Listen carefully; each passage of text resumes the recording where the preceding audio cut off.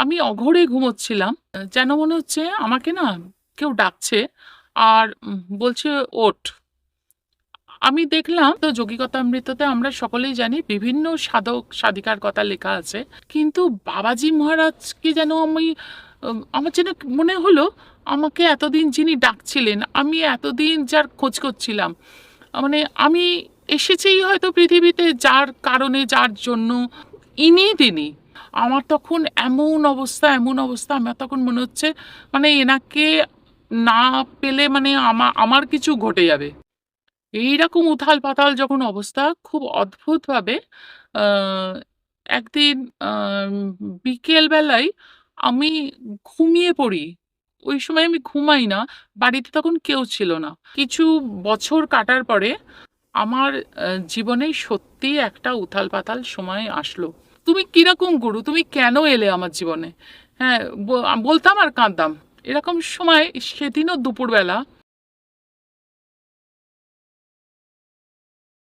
আমি সাধক অলৌকিক রহস্য ইউটিউব চ্যানেলের চন্দন চক্রবর্তী বলছি।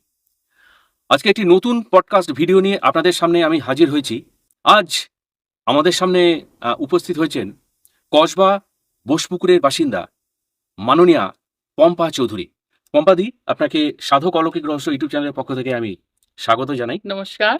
এমন কিছু প্রসঙ্গ এই কথার মধ্যে আসবে যেগুলো শুনলে আপনারা এই ভিডিওটি ছেড়ে যেতে পারবেন না। এই প্রসঙ্গে আপনাদের বলে রাখি, আপনারাও যারা নিজেদের ব্যক্তিগত জীবনের দৈব অলৌকিক ঘটনাগুলো শোনাতে চান, তারা 9875585972 এই হোয়াটসঅ্যাপ নাম্বারে আমার সঙ্গে যোগাযোগ করবেন।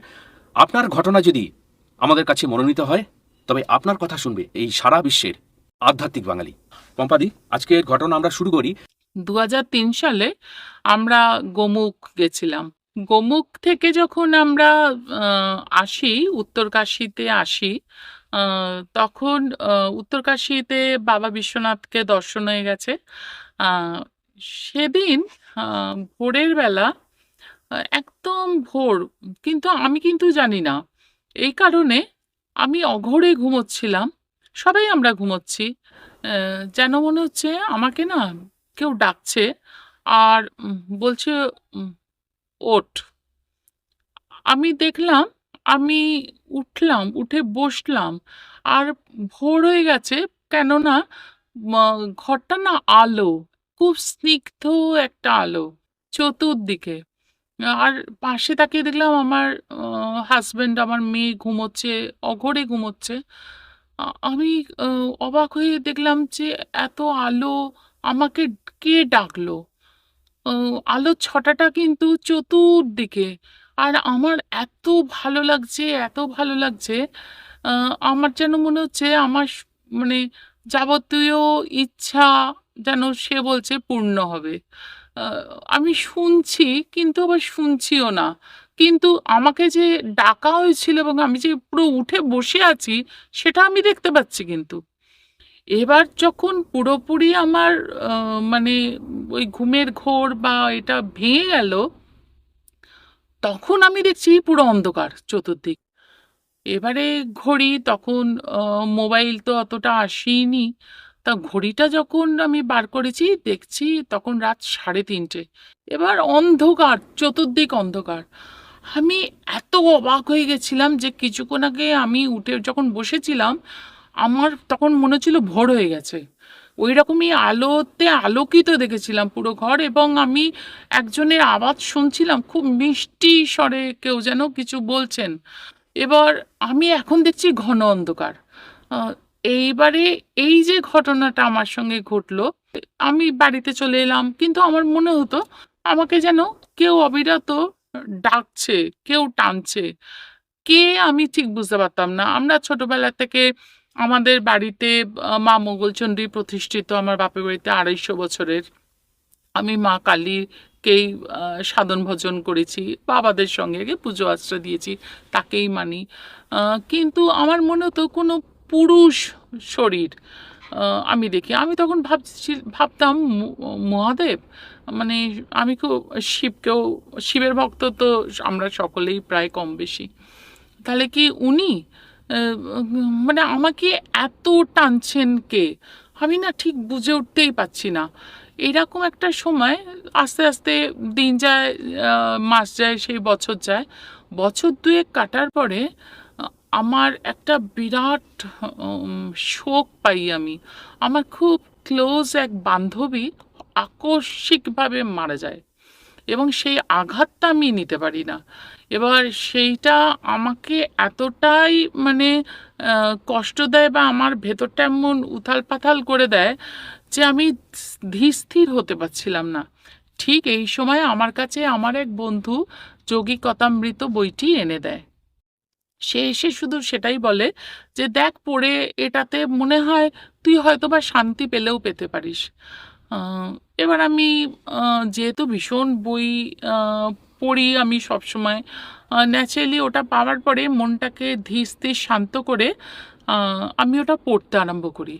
এবার পড়তে, পড়তে আ বা আমি দেখি আ প বিশুদ্ধানন্দ পরমহংস, যিনি আমাদের, যার নাতিরা আমার ভীষণ আ মানে শ্রদ্ধার, জ্যাঠামশাই, জেঠিমা, তাদের কথা লেখা আছে।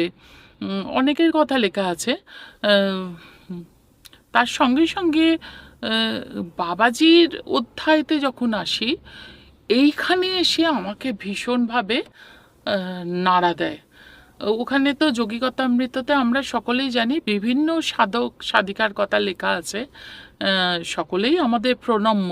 কিন্তু বাবাজি মহারাজকে যেন আমি, আমার যেন মনে হলো আমাকে এতদিন যিনি ডাকছিলেন, আমি এতদিন যার খোঁজ করছিলাম, মানে আমি এসেছিই হয়তো পৃথিবীতে যার কারণে, যার জন্য, ও যে কোনো কারণেই হোক, ইনিই তিনি। এবার আ ওখানে তো লেখা আছে এনাকে দেখাই যায় না। আ এ ইনি বা যোগের মাধ্যমে উচ্চকোটির সাধকরা, সাধিকারা এনারকে দেখতে পান। আমাদের মতো সংসারীরা যারা সাধনার কিছুই প্রায় বুঝি না, তাদের তো ইনি ধরাছোঁয়ার বাইরে। কিন্তু আমার তখন এমন অবস্থা আমার তখন মনে হচ্ছে মানে এনাকে না পেলে মানে আমার কিছু ঘটে যাবে। এইরকম উথাল-পাথাল যখন অবস্থা, খুব অদ্ভুতভাবে আ একদিন বিকেল বেলায় আমি ঘুমিয়ে পড়ি। ওই সময় আমি ঘুমাই না। বাড়িতে তখন কেউ ছিল না। এবার আমি সেই ঘুমের মধ্যে আ আমি আ দেখি যে আ বাবাজিকে দেখি। কিন্তু অন্য রূপে, যে রূপে যোগিকতামৃত ছবি দেওয়া আছে সেই রূপে নয়। অন্য রূপে, এবং আমাকে উনি মন্ত্র দেন কানে এবং যথারীতি একটা সুরে। কেননা আম সুরটা আমার, উম আমি না কথাটা মনে করতে পারছিলাম না বলে উনি বারে, বারে বলছিলেন, "সুরেতে মনে রাখো আর সুরটা মনে রাখো।" এইটা আমার মনে আছে। ফলে আমার ঘুমটা যখন ভাঙে, আমি তাড়াতাড়ি উঠে আমি মন্ত্রটা লিখে ফেলি। সুরটাও তো মনে ছিল আমার। আ এইভাবে আমার অদ্ভুত উপায়ে মন্ত্র পাওয়া। এবার আমার মনে হলো ইনি বাবাজি। কিন্তু উনি কিন্তু একবারও বলেননি ওনার পরিচয়টা। কিন্তু আমার মন বলল উনি বাবাজি। এরপরে আ এই সময় না আমি অনেক সাধক-সাধিকার সংস্পর্শে এসেছি। ঠিক এই সময়টা, এই ৬, ৭, ৮, ৯ সালগুলি আমি অনেক সাধু-সাধু, সে আমার ভাগ্যক্রমেই হোক বা যাই হোক, ওনাদের কৃপার জন্যই হোক, অনেকেই না আমাকে দীক্ষা দিতে আ ও মানে আগ্রহী হয়েছেন। কিন্তু আমি একটা কথাই বলেছি যে, "আমি ওই আসনে তো কারুকে বসাতে পারব না, আমাকে ক্ষমা করে দেবেন।" আ তখন একজন সাধিকা, আ আ তিনি আ লাহিড়ী বাবার আ পরিবারেরই পুত্রবধূ কিন্তু সাধিকা। আ তিনি আমাকে বলেছিলেন যে, "তোর কাছে তুই যাকে চাইছিস, যে তোকে মন্ত্র দিয়েছে, আ তিনিই আসবেন আবার তোর কাছে। ওই আসনে আর কারুকে তোকে বসাবার দরকার নেই।" এই যে কথাটা আমার কানে উনি বলে গেলেন, তার মাসখানেকের মধ্যেই উনি দেহ রেখে দিলেন। এটা আমার, উনাকে ৩ দিন পেয়েছিলাম। এটা আমার কাছে বিশাল বড় একটা পাওয়া। যাই হোক, এইভাবেই চলছে। চলতে চলতে জীবনের পথে অনেক ঘটনা ঘটছে, বুঝতে পারছি, স্বপ্ন তো পাচ্ছি। অনেক সময় বলি সেই কথাগুলো, অনেক সময় বলি না, যে বিশ্বাসই করবে না হয়তো বা কেউ। এরকম চলতে চলতে আহ, উম, কিছু বছর কাটার পরে আমার জীবনে সত্যি একটা উথাল পাতাল সময় আসলো, যে সময়টাতে আমি বাবাজির কাছে বারে বারে গিয়ে বলেছি, তুমি কেমন গুরু যে এই সময় শিষ্য শিষ্যরা সব গুরুদেবের কাছে দৌড়ায়, তারা মাথায় হাত রাখে, তারা সঙ্গে থাকে, তারা পথ দেখান, কিন্তু তুমি এমনই গুরু, তুমি তো ধরা ছোঁয়ার বাইরে, তোমাকে তো চাইলে তোমার কাছে যেতেও পারবো না, তোমার পায়ে যে মাথা দিয়ে একটু কাঁদবো, তোমার কাছে যে এই আহ, বেরোবার পথটা চাইবো, আহ, তোমাকে তো পাবোই না। তুমি কিরকম গুরু, তুমি কেন এলে আমার জীবনে? হ্যাঁ, বলতাম আর কাঁদতাম। এরকম সময় সেদিনও দুপুরবেলা, সেদিনও আমি বাড়িতে একলা, হঠাৎ একটি ফোন আসে এক মহিলার।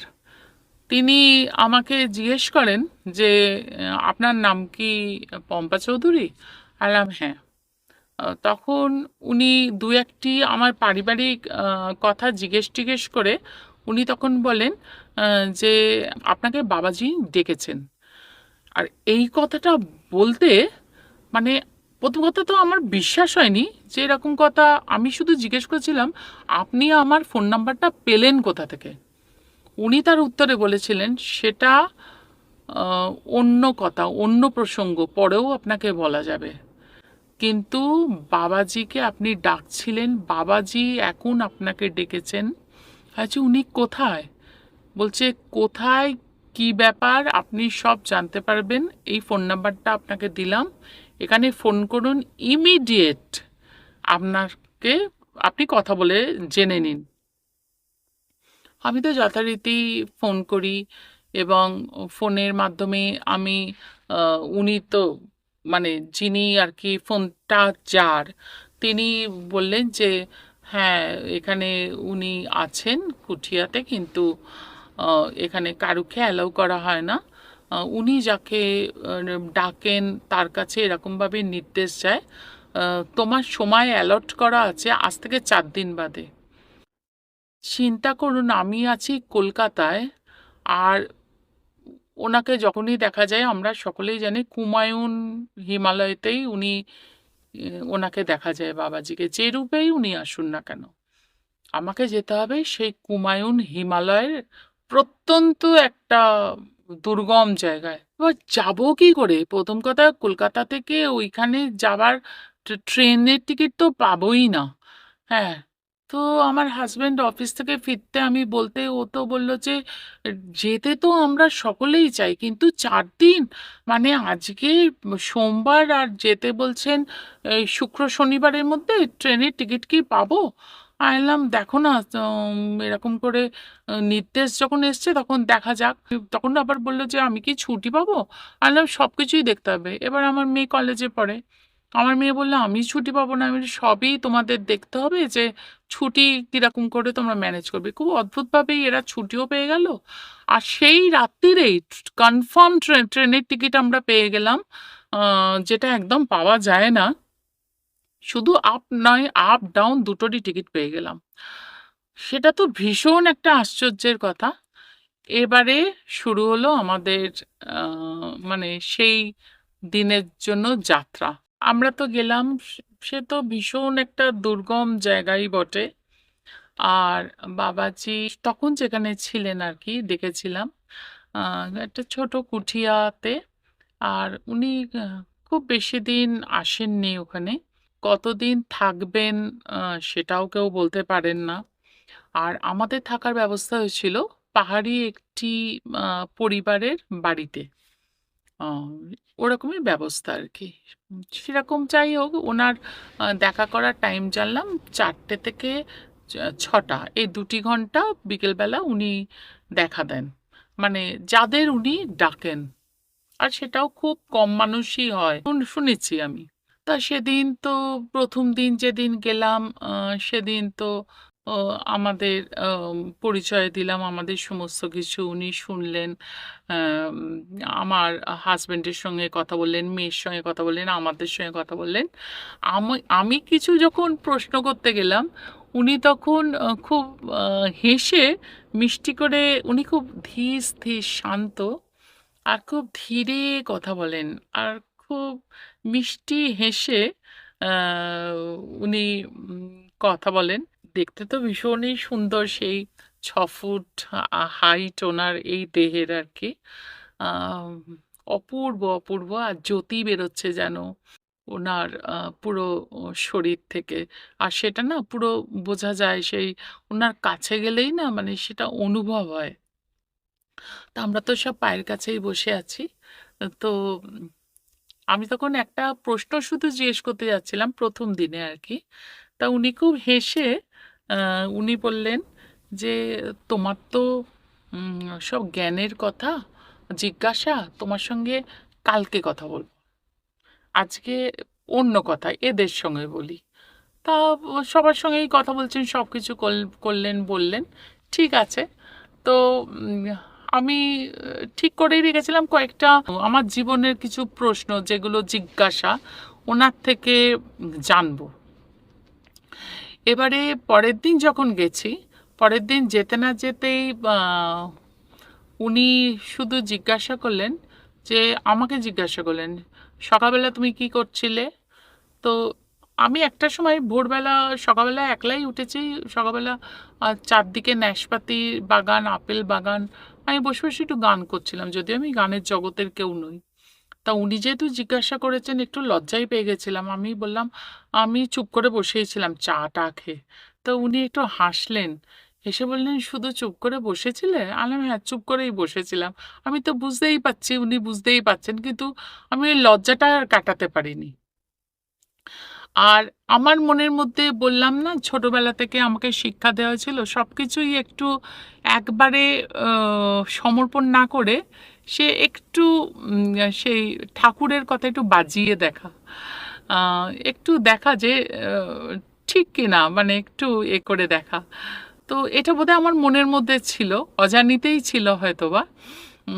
তো আমার এটা, ওনার সঙ্গে কথা বলছি, উনি তো কত কিছুর উত্তর দিচ্ছেন, কত কথা বলছেন।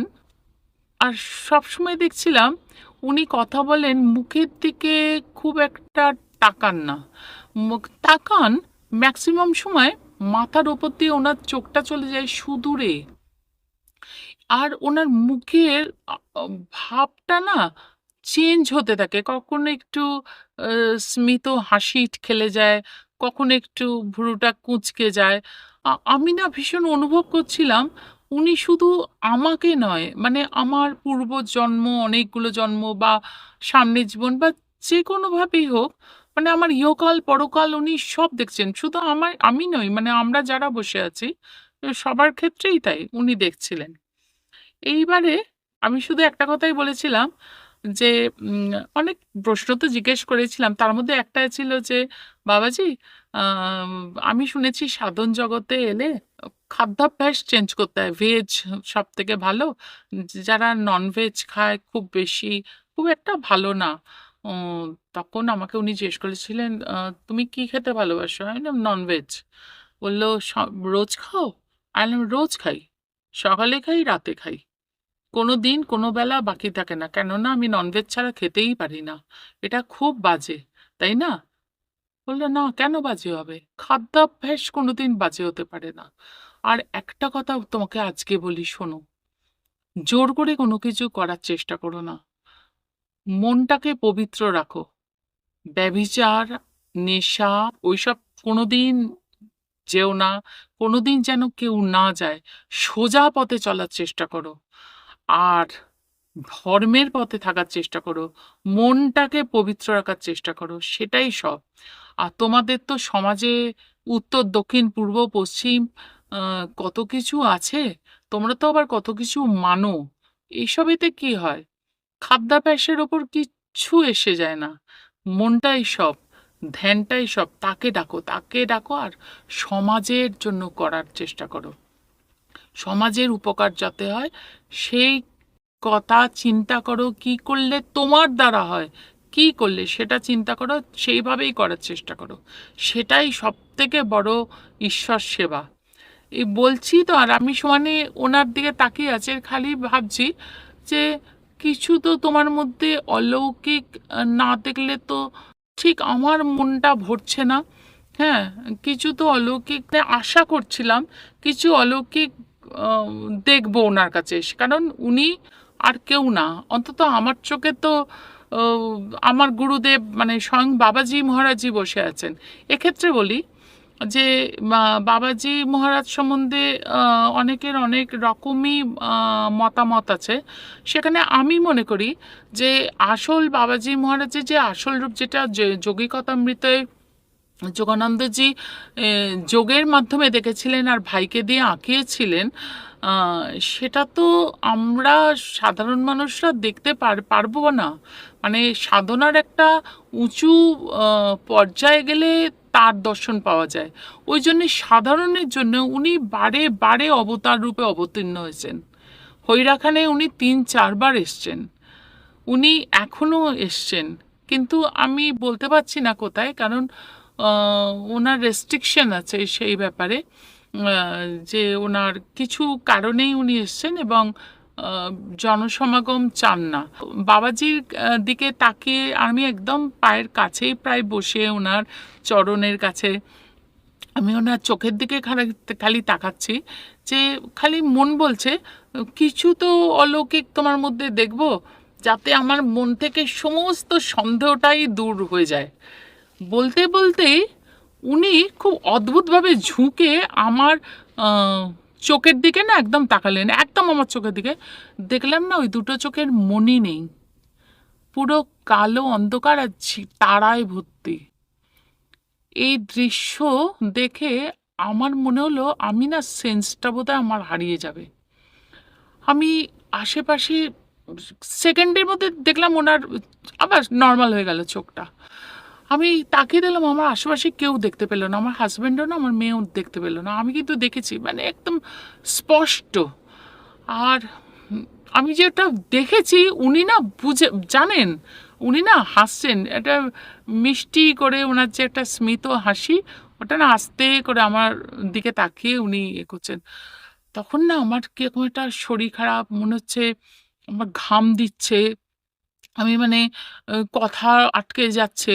যাই হোক, তার মধ্যে বাবাজিকে যা যা জিজ্ঞাসা করার, দ্বিতীয় দিন 3টে দিন থাকার পারমিশন উনি দিয়েছিলেন।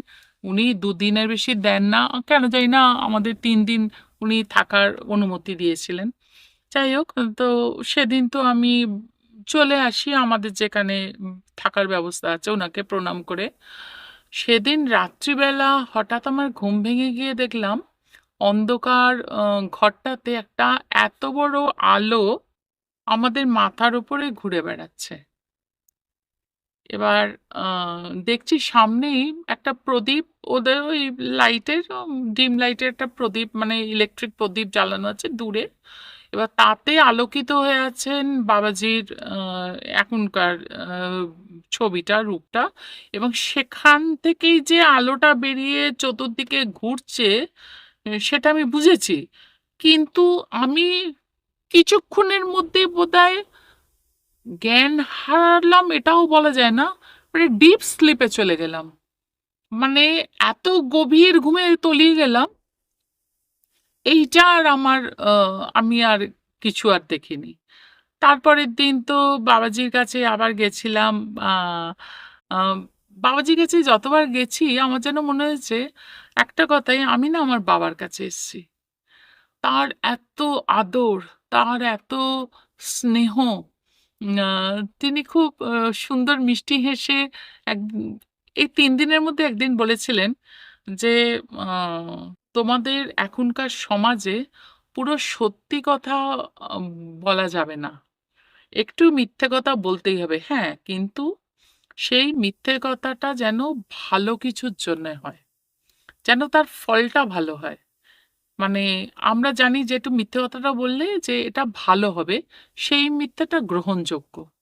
এবং এই যুগে সেটা কিন্তু কোনো পাপ নয়।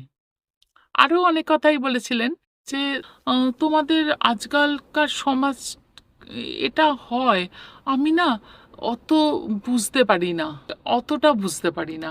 এটা মানে ওনার যে সুন্দর এই কথাটা এত ভালো লেগেছিল, উনি যে এত সহজভাবে বলছেন যে এখনকার সমাজটা অনেক রীতি কানুন তোমাদের মধ্যে আছে, এটা তোমরা তো উপোস করো, তোমরা এত করো কেন, আসল তো হলো মনটা। অনেক কথা উনি বলেছিলেন, অনেক উপদেশ দিয়েছিলেন যেগুলো, আর উনি কথা বলেন একদম শুদ্ধ হিন্দিতে, কিন্তু উনি যে প্রতিটি ভাষা বুঝতে পারেন এবং প্রাঞ্জলভাবে, সেটা আমরা বুঝতাম। আমাদের যেহেতু ও, অনেক সময় বাংলা বেরিয়ে যাচ্ছে, পুরোটাই হয়তো বাংলাতে বলে ফেলছি, বা ইংলিশ অনেকটা বলে ফেলছে আমার মেয়ে, কিন্তু উনি তার উত্তর দিচ্ছেন একদম স্পষ্টভাবে। ওনার যে ভীষণ সমস্ত দিকে সব উনি যে জানেন, মানে জানাটা তো খুব স্বাভাবিক ওনার কাছে, মানে উনি কত কিছু বলে যে উনি আমাদের উদাহরণ দিয়েছিলেন, মানে যেগুলো আমরা অবাক হয়ে শুনেছিলাম, যে উনি বিজ্ঞানের মধ্যে দিয়ে অনেক উদাহরণ দিচ্ছেন, উনি অনেক কিছু দিয়ে, মানে যেগুলো শুধুই আধ্যাত্মবাদ নয়, কিন্তু আসল মূল এটা হলো, মানে মূল মন্ত্রটা হলো, কিন্তু যদি হৃৎপিণ্ড ধরি ওনার কথা, সেটা কিন্তু আধ্যাত্মবাদ। সেটা হলো উনি বারে বারে যেটা বুঝিয়েছেন, যেটা আমি হৈরাখানেও যখন গেছি সেখানেও যেরকম শুনেছিলাম, দুটি জিনিসকে পছন্দ করতেন না। আমি হৈরাখান বাবাজিকে দেখিনি, কারণ উনি দেহ ছেড়ে গেছেন 84-তে, আমি তার অনেকটা পরে গেছি। পরবর্তীকালে মুনিরাজ্জি আমাদের ডেকেছিলেন, এবং তার খুব স্নেহে আমরা ছিলাম 2-3 দিন, এবং সেখানে যেটা শুনেছিলাম যে উনি দুটো জিনিসকে খুব করে বারণ করেছিলেন, করতেন সবাইকে। সেটা হলো, একটা হলো ব্যভিচার, একটা হলো নেশা। বলেছিল এই দুটো জিনিসকে পরিহার করো, আর সোজা পথে থাকার চেষ্টা করো, সৎ চিন্তা করার চেষ্টা করো, আর সমাজের জন্য কিছু করো। সেটা এখানেও শুনলাম বারে বারে উনি বলেছেন, যে যেরকম ভাবে পারো, যে সমাজে বাস করছো, সমাজে কটু কথা কানে নিও না, অত কথা কানে নেওয়ার দরকার নেই, কিন্তু সমাজের উন্নতির জন্য যে যেভাবে পারো সে সেভাবে চেষ্টা করো, অন্তত করো, চেষ্টা তো করো। আর সেটা উনার উনার মধ্যে রাগ নেই, উনার আমরা যেরকম ভাবি যে বকুনি দিয়ে বা কিছু দিয়ে, উনি তো আমাদের তো অতীতকাল, এখনকার কাল, ইহকাল, পরকাল সবটাই দেখতে পাচ্ছেন, ওনার কাছে তো কিছু লোকানো নেই, খোলা পাতার মতো। কিন্তু সেখানে কোনো তিরস্কার নেই, কোনো কষ্ট দিয়ে কথা বলা নেই, এত সুন্দর করে উনি বলে যাচ্ছেন, এত ভালো করে বোঝাচ্ছেন যে এইটা উচিত না, এইটা উচিত, এটা করলে ভালো তো, আমাদেরই বলছেন ভালো তো, তোমাদের কি মনে হয়, আমরা ন্যাচারালি যেটা ভালো উনি বলছেন, তো আমরা বলছি হ্যাঁ ভালো, তাহলে ভালো। আর উনি বলছেন জোর করে কিছু করার চেষ্টা করবে না, যেটা তোমার শরীরে সয় না। আমার দিকে তাকিয়ে বলছে, তুমি যেরকম ননভেজ ছাড়া খেতে পারো না, তোমাকে যদি আমি জোর করে কেউ ছাড়িয়ে দেয়, তুমি তো ঈশ্বরের থেকে মন চলে যাবে অন্যদিকে। কোথাও কি লেখা আছে যে ননভেজ খেলে ঈশ্বরকে পাওয়া যায় না, বা উত্তর দিকে মুখ না করে দক্ষিণ দিকে মুখ করলে ঈশ্বরকে পাওয়া যায় না? কেন এসব, এসব তোমাদের সমাজের বানানো। ওনার কথাটা হলো আসল কাঠামোটাকে মানে উনি শ্রদ্ধা করতে বলছেন। এই যে তার চারপাশে যে লাগানো হয়েছে হাজার হাজার বছর ধরে যে প্রলেপ দেওয়া হয়েছে, প্রলেপটাকে ছেড়ে দাও, ঝেড়ে ফেলো, কাঠামোটাকে বার করো, এবং সেটাতে দেখো সব ধর্মই একই দিকে প্রবাহমান। সেই ঠাকুরের কথা বলতে হয়, যত মত তত পথ যাচ্ছে, কিন্তু দেখুন সে পিরামিডের ওপরে, ওপরটা কিন্তু এক, পিরামিডের ওপরটা কিন্তু এক, অনেকগুলো কোণ নিচের দিকে নেমেছে, ওপরে কিন্তু যাচ্ছে, কিন্তু একই বিন্দুতে মিলিত হচ্ছে। ইনিও সেম কথা বলছেন, খালি বারে বারে আমাদের এই কথা বুঝিয়েছেন। এই প্রসঙ্গেই আমি বলি, আমরা যখন হৈরাখানে গেছিলাম, হৈরাখান্ডে যাবার সময় আমরা প্রথমে গেছিলাম রানীক্ষেতের চিনিয়ানওলা। এবারে রানীক্ষেতের চিনিয়ানওলাতে গেছিলাম অটো ধরে, আর আমাদের অটোওয়ালারা কিচ্ছু বলেননি যে এখানে এই সময় অবধি অটো থাকবে, কেননা চিনিয়ানওলা রানীক্ষেতের মধ্যে বিশাল একটা অরণ্য, মানে বিশাল একটা পাহাড়ের জায়গা আছে, যেটা ঘন অরণ্য বেষ্টিত। অন্তত আমরা যে সময় গেছিলাম 2007 সালে, সে সময় তো ছিলই। ওনারা কিছু বলেননি।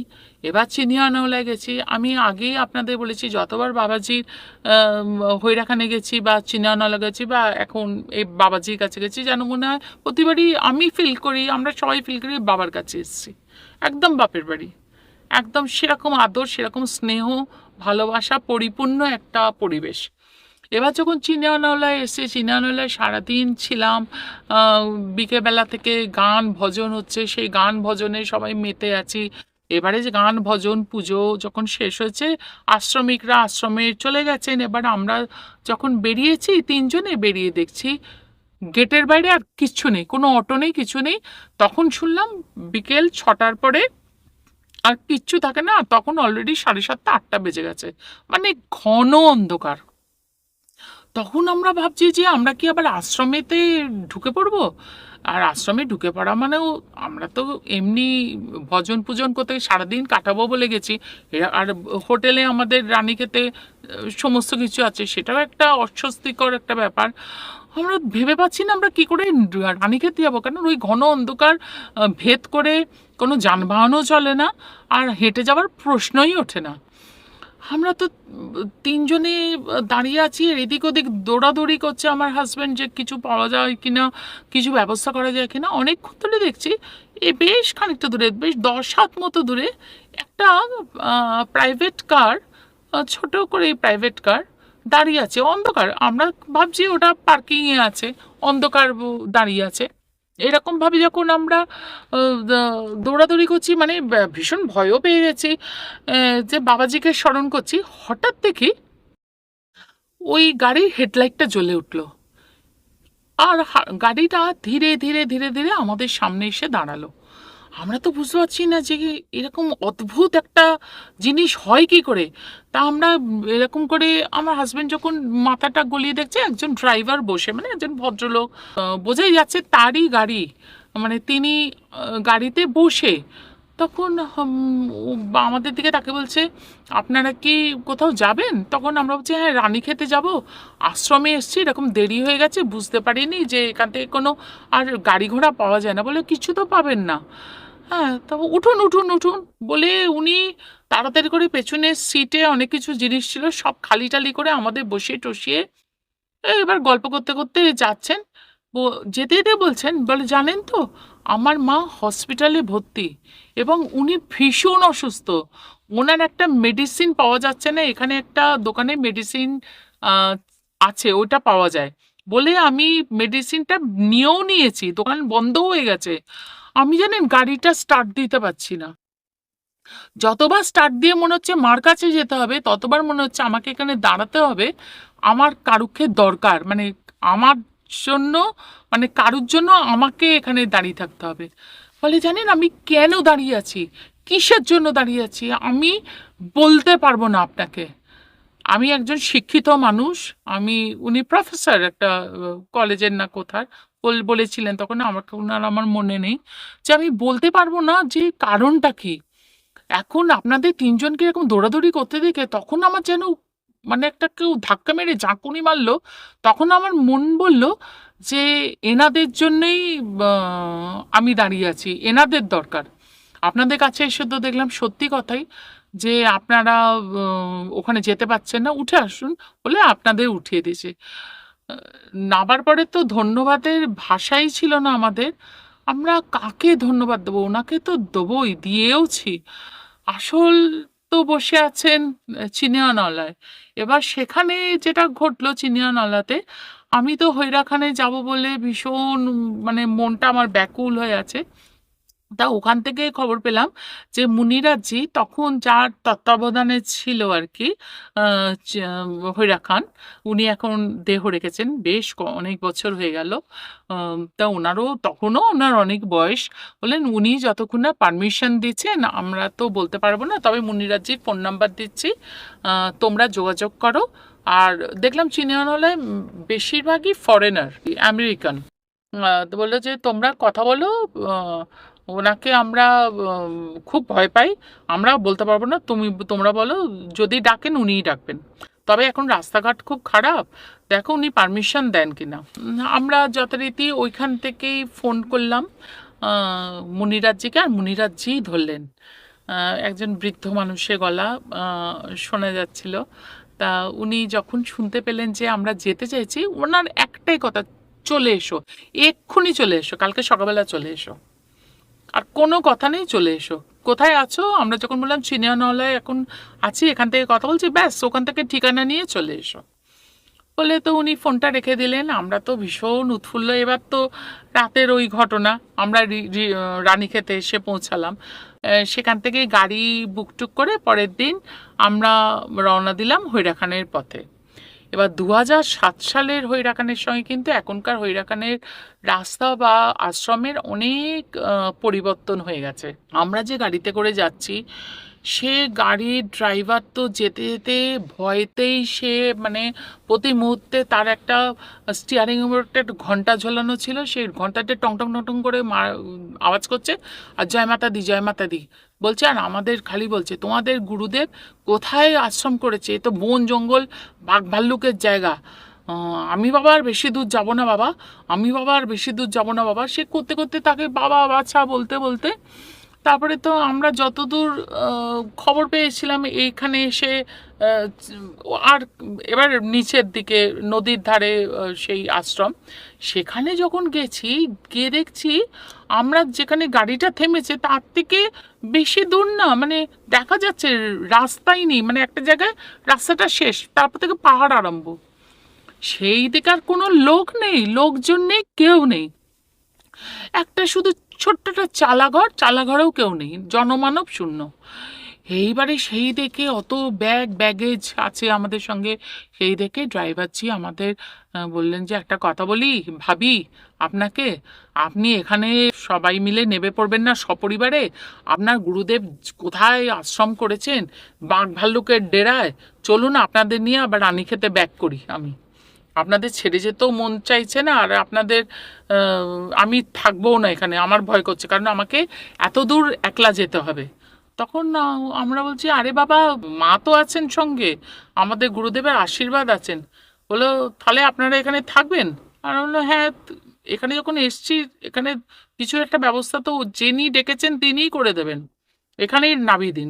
উনি তো একটু মনক্ষুণ্ণ হয়ে গজর গজর করতে করতেই চলে গেলেন।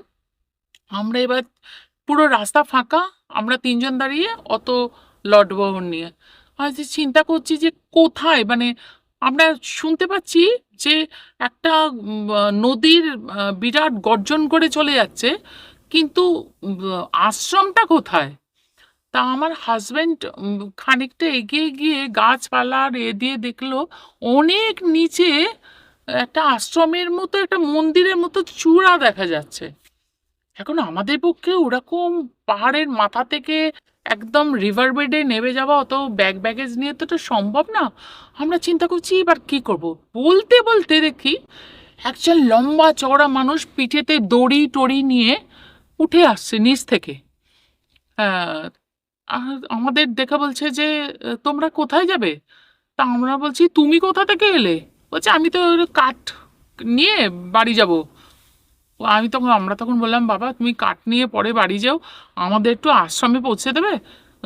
আশ্রম চেনো কি? বলো হ্যাঁ হ্যাঁ চিনি, চলো পৌঁছে দিচ্ছি বলে, তার এত শক্তি, আমাদের সমস্ত লট বহর সে পিঠে বেঁধে, তার ওই কাঠবাদার ওই দড়িতে বেঁধে আমার হাতটা ধরে সে হিড়ির হিড়ির করে সেই স্লোপিং এতে রাস্তায় নেবে নেবে, আমার পেছনে পেছনে আমার মেয়ে বর নামছে, সবাই মিলে অনেকটা নিচে তখন ছিল ওই আশ্রম। সে আশ্রমে গেলাম, আশ্রমে যেতে তো ভীষণ অভ্যর্থনা, এবং ওখানে দেখেছিলাম আমরা ছাড়া ইন্ডিয়ান নেই সেই সময়টা, মানে তখন একজন লেডি ছিলেন আমেরিকান, উনি বেশ কয়েক মাস ধরে আছেন, আর চারজন মতো আছেন জার্মানি থেকে এসছেন, অস্ট্রেলিয়া থেকে এসছেন, ফ্রান্স থেকে এসছেন, এরকম সবাই, কিন্তু সকলে না কাজ করছেন, মানে আশ্রমে কাজ। আর আশ্রমে রান্নার জন্য দু তিনজন আছেন। খুব সিম্পল খাওয়া দাওয়া, আমরা যেতে না যেতেই খুব সুন্দর ব্যবস্থা থাকা। খাওয়া হলো মোটা চালের ভাত, এক ডাল তরকারি, সে অমৃত সমান, সে যে কি অপূর্ব। রাত্রিবেলা রুটি তরকারি, এরকম আর কি ব্যবস্থা। কিন্তু ওখানে গিয়ে যেটা ভীষণ ভালো লেগেছিল, প্রথম কথা তো ও, আমি বারবার যেটা বলছি, বাবাজির আশ্রমে যাওয়া, বাবাজির কাছে যাওয়া মানে বাপের বাড়ি যাওয়া। তো ভীষণ ঐশ্বরিক একটা জায়গা, তার একটা ভীষণ ভালো একটা মানে যা বলবো একটা অনুভূতি, সেটা তো আছেই। বাবাজি এখানে ছিলেন, আমাদের ঘর খুলে খুলে দেখালেন, একজন সেই যুগের একজন মানুষ। দেখালেন যে এই ঘরটাতে উনি থাকতেন, ওনার ছোট্ট খাট, একটা ছোট্ট খাট, একটা ছোট্ট আলমারি, আর কিছু নেই ওনার ঘরে। প্রণাম করলাম আমরা। উনি যে একটা দোলনা মতো জায়গায় বসতেন, ভজন হতো সামনে, সেখানে প্রণাম করলাম। আহ, কোনো টাকার চাহিদা নেই, কিছু নেই যে ডোনেশন দিতে হবে, এ দিতে হবে, ওসব কিচ্ছু নেই, কোনো ব্যবস্থা নেই ওখানে। সারা দুপুর ধরে তো আমরা ঘুরছি, কেননা আমরা বেশি দিনের জন্য যাইনি। আমি জিজ্ঞেস করেছিলাম যে ওখানে যারা আছেন, যে আপনারা তো হিন্দিটাও ভালো বুঝতে পারছেন, এখন হয়তো অল্প অল্প, বলা তো দূর, আপনারা এখানে হৈরাখানের মতো জায়গায় এলেন কি করে? আপনার কেউ এসছেন জার্মানি থেকে, কেউ আমেরিকা থেকে, বা অনেক জায়গা থেকে, ফ্রান্স থেকে, সবাই এক উত্তর দিয়েছিল ভাঙা ভাঙা ইংলিশে, কেউ তো ফ্লুয়েন্ট ইংলিশেই বলতে পারেন, যে আমরা ভিশনে পেয়েছি। এটা যে আমার কাছে কি আশ্চর্য লেগেছিল, এটা মানে আমার কাছে শোনা কথা। ওনারা বলেছিলেন আমাদের কি দেখছেন, সারা বিশ্ব থেকে আসে। এক এক সময় দেখবেন এখানে বিশ্বের কোনো কোণা নেই যেখান থেকে মানুষ আসছেন, এবং সবাই ভিশনে আসেন। আর যেমন ভিশনটা পান কি করে, আর সেটা যে এই হৈরাকান বোঝেন কি করে? তিন চারজন এক টাইপের উত্তর দিয়েছিলেন। ওনারা বারে বারে নাকি বাবাজিকে দর্শন করেন, আর বাবাজি ওনাদের ভাষাতেই নাকি বলেন যে হৈরাখানে এসো। এবার হৈরাখানটা কোথায়, ন্যাচারালি ওনাদের পক্ষে জানা সম্ভব নয়। শুধু ওই ড্রেসটা দেখে ওনারা কিছু সাসপেক্ট করেন, বা মনের মধ্যে কিছু জাগে যে এরা ইন্ডিয়াতে আছে। ওনারা সবাই ইন্ডিয়ার এম্বাসির সঙ্গে যোগাযোগ করেন। ইন্ডিয়ার এম্বাসিতে নাকি অনেক সব সাধক সাধিকাদের নাকি ছবি আছে, ওনাদের দেখানো হয় যে আপনারা কাকে খুঁজছেন। ওনারা যাকে বলেন সবাই, এনারা সবাই বলেছেন বাবাজিকে দেখে আমরা এখানে যেতে চাই, তখন তার ঠিকানা পত্র দিয়ে, এখানে চিঠি লিখে, এখানে পারমিশন করে, তারপর ভিসা করে, যেরকম প্রসিডিয়ার সেরকম মেনটেন করে ওনারা সবাই এসেছেন। এবং এই এক প্রসেসে যেভাবে একটা দেশ থেকে একটা দেশে আমরা যাই, সেটা তো একটা অন্য প্রোটোকলের ভেতর দিয়ে যাই। কিন্তু এভরিবডি, মানে দুনিয়ার এক একজন এক একটা কোণে আছেন, একভাবে ভিশন পাওয়া, একভাবে বলা যে চলে এসো তার ভাষাতে হৈরাখানে, এবার সেটা ইন্ডিয়া বোঝা। এবং আমরা ইন্ডিয়ার লোক রানীক্ষেত থেকে যেতে যা আমাদের ড্রাইভার ভয় পেয়েছিল, আর খালি বলছিল চলো আমার সঙ্গে ওয়াপাস চলে চলো, সেখানে ওনারা কি করে এলেন, এটা মানে আমার কাছে তো ভীষণ বিস্ময় লেগেছিল। শুধু তাই না, সেদিন রাত্রিবেলা, ভোর রাত্রিবেলা আমি ভীষণ সুন্দর বাবাজির স্বপ্ন পাই এবং আদেশ পাই। সেই আদেশটা খুব অদ্ভুতই ছিল, যেন মনে হচ্ছিল উনি আমাকে আমার ওনার কাছে এসে আমি এটা আবদার করছি, আমি খিচুড়ি খাবো, উনি বলছেন না, তো এটা খাও, বলে উনি নিজেই আমাকে যেটা দিচ্ছেন সেটা হলো রাবড়ি। তখন আমি বলছি যে তোমার কাছে খিচুড়ি খেতে চাইলাম, তুমি রাবড়ি দিচ্ছ? বলছে হ্যাঁ, এটাই খাও, এটাই খাওয়াও। এরপরে আমি অনেক বছর আমার বাড়িতে উৎসব করতাম একটা বিশেষ দিনে। এখন যেটা গুরু পূর্ণিমায় আমার নিজের মতো করে করি। যাই হোক, সেই ওই বিশেষ দিনটাতে প্রথমবার যখন করি উৎসবটা, সেবার আমি তো ক্ষীর তো করেইছিলাম এবং সেটা আমি নিজের হাতে করেছিলাম, আর ভোগ প্রসাদ যা দেওয়ার ওইগুলো করেছিলাম। আর তারপরে তো আমাদের যেরকম হয় অত লোক, ক্যাটারিং হয়েছিল, সব হয়েছিল।